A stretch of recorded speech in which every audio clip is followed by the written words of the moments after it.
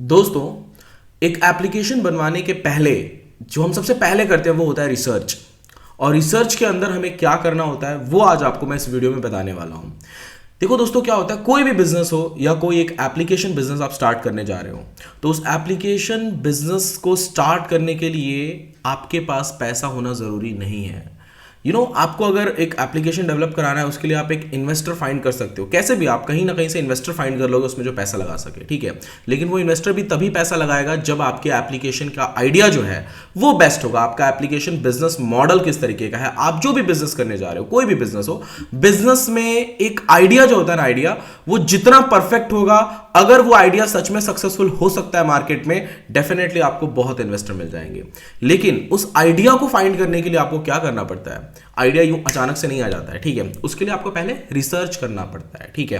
फिर वो चाहे एप्लीकेशन का फील्ड हो या कोई भी फील्ड हो, आपको रिसर्च करना पड़ता है। और रिसर्च में क्या करना होता है, अच्छा रिसर्च मतलब मैंने बोल दिया, या आपके माइंड में ऐसा कभी आ गया हो कि यस रिसर्च ही तो करना है। रिसर्च मतलब क्या, ढूंढेंगे कौन सा एप्लीकेशन हमें बनवाना चाहिए। ढूंढना इज नॉट कॉल्ड रिसर्च, ठीक है। रिसर्च के अंदर कुछ 3-4 पॉइंट्स मेन होते हैं जो आज आपको मैं इस वीडियो में बताने वाला हूं, जिन पॉइंट का यूज करके आप अपने एप्लीकेशन की सही कैटेगरी फाइंड कर पाओगे। और कैटेगरी फाइंड करने के बाद आपके दिमाग में डेफिनेटली एक बेस्ट आइडिया आएगा एप्लीकेशन का। उसके बाद आप इन्वेस्टर फाइंड कर सकते हो, अपने एप्लीकेशन को सक्सेसफुली मार्केट में उतार सकते हो, ठीक है। तो आइए दोस्तों शुरू करते हैं। सबसे पहला पॉइंट है सेलेक्ट कैटेगरी, ठीक है। देखो दोस्तों, क्या है कि एक जो बिजनेसमैन होता है, या आप ऐसा खुद सोच के देखो कि आपने 10-15 कैटेगरी ऐसे सोच के रखा है कि यार ये भी बनवा लेंगे, वो भी बनवा लेंगे, हम इस फील्ड में उतर जाएंगे, उस फील्ड में उतर जाएंगे। क्या आप उसके लिए केपेबल हो? नहीं हो आप। देखो, एक कहावत है कि 2 कश्ती पे कभी सवार नहीं होना चाहिए, डूब जाओगे। 2 कश्ती जा रही है, दोनों पे एक एक पैर रखो, थोड़ा दूर आगे जाकर अगर कश्ती ऐसे हो गई तो आप डूब जाओगे, ठीक है। तो सबसे पहली बात है कि आपको कैटेगरी सेलेक्ट करना है जो आपके हिसाब से, जिसके लिए आप केपेबल हो, या फिर जो मार्केट की नीड है, ठीक है, जिस कैटेगरी की।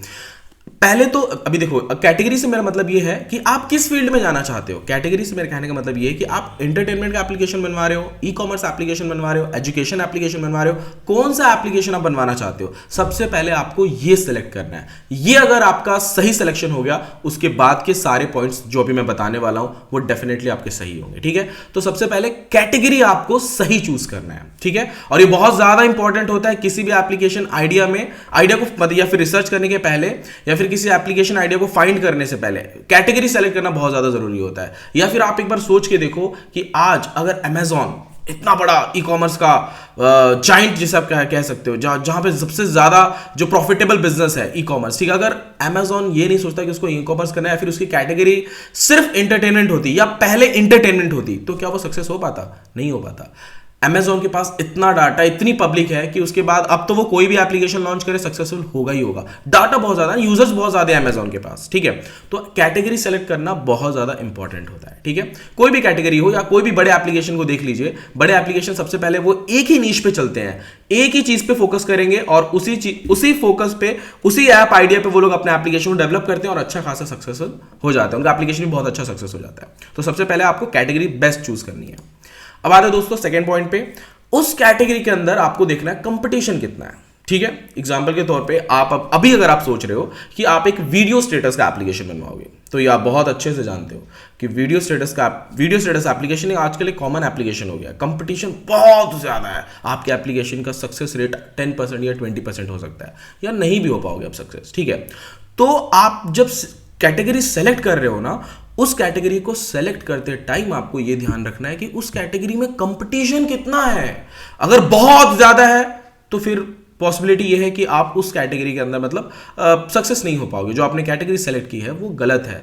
या तो उस कैटेगरी को अगर आप सेलेक्ट कर रहे हो और कंपटीशन बहुत ज्यादा है, तो कुछ ना कुछ आपको नया करना पड़ेगा, तभी आप सक्सेस हो पाओगे, अदरवाइज नहीं हो पाओगे, ठीक है। अब दोस्तों बात करते हैं तीसरे पॉइंट की तरफ। तीसरा पॉइंट है मार्केट नीड, ठीक है। अब देखो दोस्तों, आपने कैटेगरी तो सेलेक्ट कर लिया, आपने कंपटीशन भी देख लिया कि यस कंपटीशन ठीक ठाक है या बहुत ज्यादा है, तो आप कुछ नया करने वाले हो। तो जो आप नया कर रहे हो, क्या उसकी नीड है मार्केट में? सच में अगर आप उसे पब्लिक के सामने, यूजर्स के सामने एप्लीकेशन को सर्व करते हो, तो क्या यूजर आपके एप्लीकेशन को एक्सेप्ट करेंगे?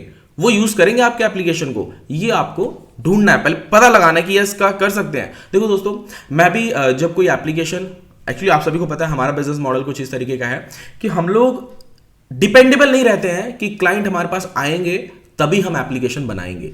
ये मेरा टेम्पलेट का बिजनेस मॉडल नहीं है, ठीक है। हमारा बिजनेस मॉडल कुछ इस तरीके से काम करता है कि हम लोग क्या करते हैं, पहले मार्केट की नीड को समझते हैं या फिर अपकमिंग नीड, जो आने वाली जो एप्लीकेशन की डिमांड है उस तरीके से हम लोग पहले डेवलप कर लेते हैं, पूरा कंप्लीट एप्लीकेशन का टेम्पलेट रेडी कर देते हैं, उसमें जो भी इन्वेस्टमेंट लगता है वो हम लगाते हैं पैसा, ठीक है।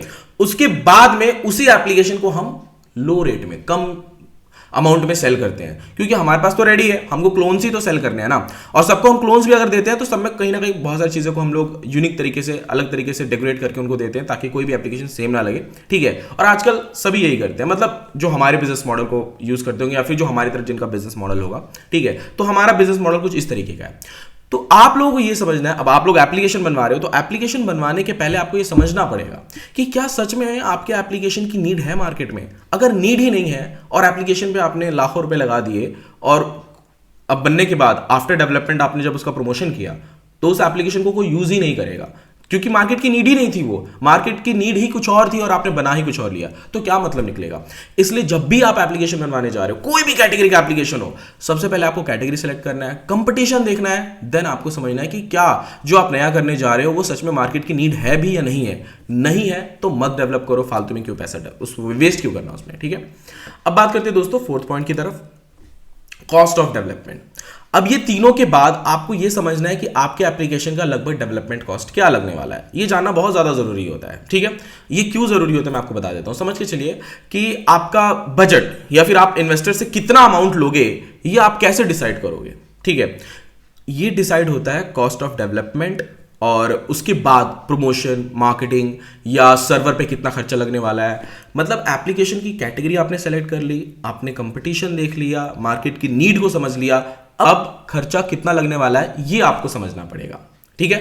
तो खर्चा कितना लगने वाला है ये आप कैसे डिसाइड करोगे, या फिर उसके लिए आप इन्वेस्टर कैसे फाइंड करोगे, या फिर खुद को कैसे प्रिपेयर करोगे कि यस इतना ही खर्चा लगने वाला है। उसके लिए आपको समझना पड़ेगा कि उस एप्लीकेशन की डेवलपमेंट कॉस्ट क्या रहेगी, सर्वर कॉस्ट क्या रहने वाली है। उसके बाद में अगर आप उसे प्ले स्टोर पे पब्लिश करने वाले हो तो वहां पे क्या कॉस्ट आएगी, ऐप स्टोर पे पब्लिश करने वाले हो तो वहां पे क्या कॉस्ट आएगी, प्रमोशन करने वाले हो तो कितने यूजर्स आप टारगेट कर रहे हो 1 मंथ में, वहां पे क्या कॉस्ट आएगी।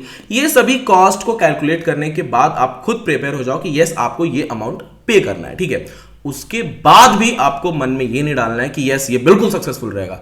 ऐसा देखो, पॉजिटिव सोचना सही है, लेकिन सिर्फ ओवर कॉन्फिडेंस में ये कह देना किसी के सामने भी कि हमारा एप्लीकेशन तो भाई सक्सेसफुल है, ऐसा नहीं कहना चाहिए, ठीक है।